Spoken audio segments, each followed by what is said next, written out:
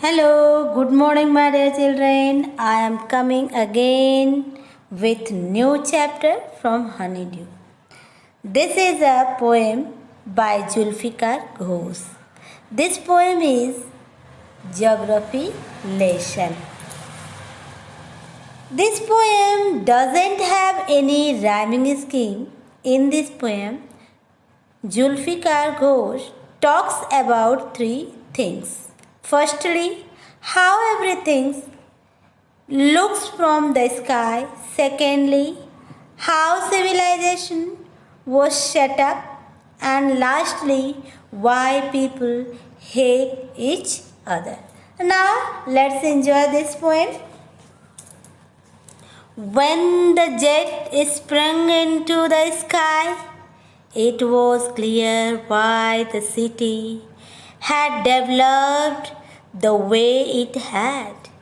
Seeing it scale 6 inches to the mile, there seemed an inevitability about what on ground had looked haphazard, unplanned and without a style, when the jet sprung into the sky.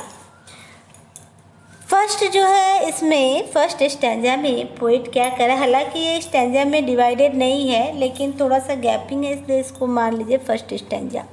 When the jet sprung into the sky it was clear why the city had developed the way it had.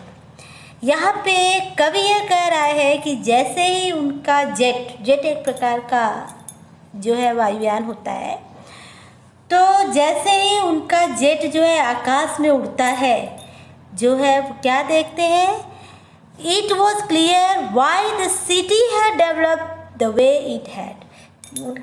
उनका ये बिल्कुल clear हो जाता है कि उनका शहर क्यों इस प्रकार से विकसित है.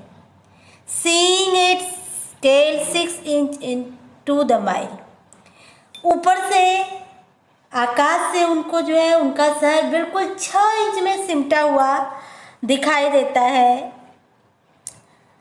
There seemed an inevitability about what on ground had looked haphazard, unplanned and without style, when the jet sprung into the sky.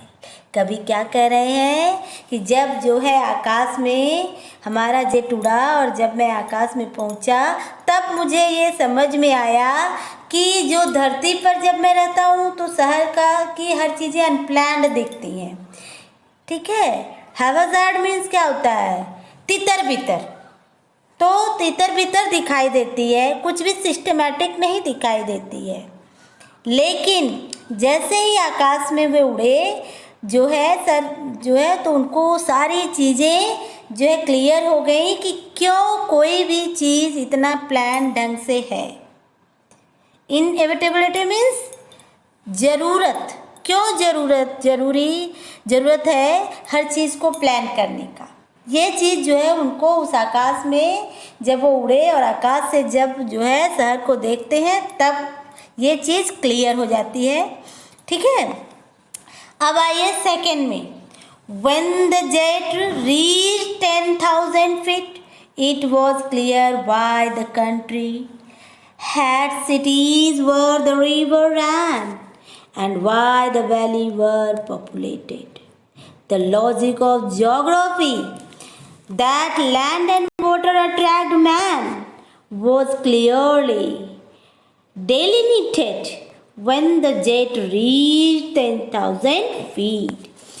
यहाँ पे कवि क्या कह रहा है कि जब जो है उनका जेट 10,000 फीट और ऊपर जाता है, तो यह चीज़ जो है उनके लिए स्पष्ट हो जाता है कि क्यों कोई भी देश या कोई भी शहर हमेशा जो है नदी के पास ही बसता है.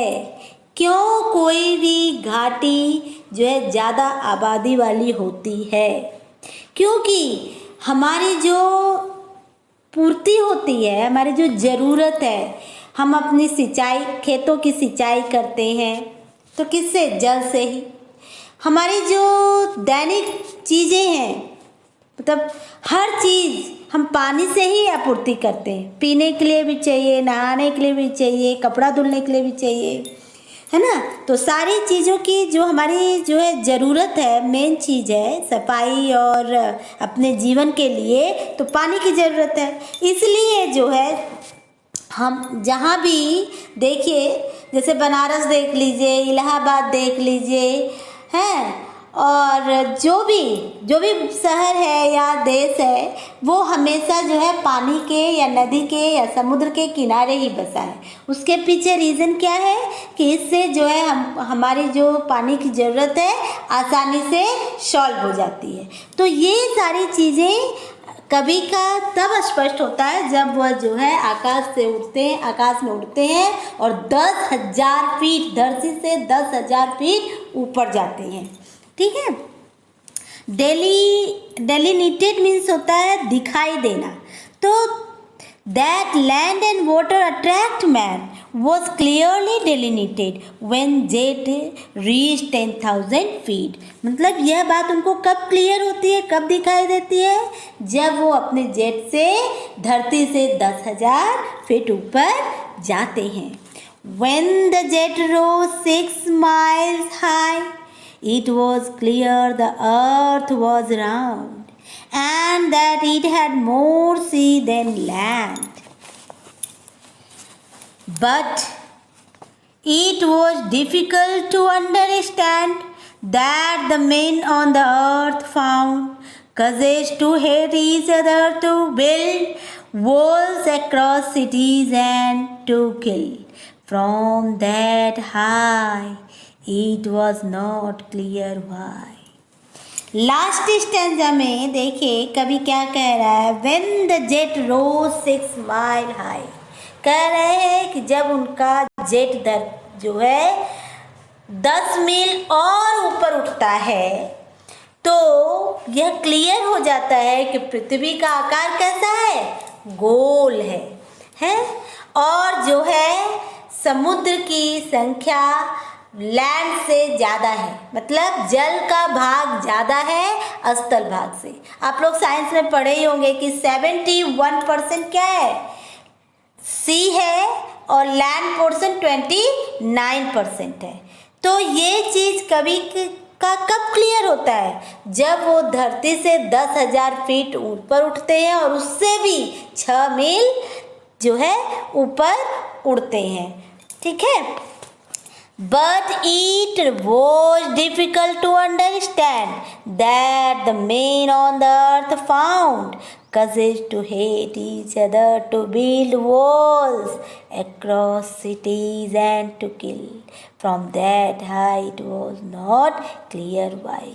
फिर कवि क्या कह रहा है कि लेकिन मैं जो है इस ऊंचाई से यह समझ पाने में असक्षम हूँ, नहीं समझ पा रहा हूँ कि आखिर इस धरती पे जो मनुष्य है क्यों एक दूसरे से घृणा करता है, क्यों जो है आपस में दीवारें खड़ा कर रखा है, क्यों एक शहर दूसरे शहर में बटा हुआ है, क्यों एक दूसरे को लोग मारने और मरने पर उतारू हो गए हैं। यह चीज़ इतना ऊंचा आने के बाद भी, इतनी ऊंचाई से मुझे अभी भी अस्पष्ट ही है, मेरे दिमाग में इसका कोई आंसर नहीं जो है मिल रहा है।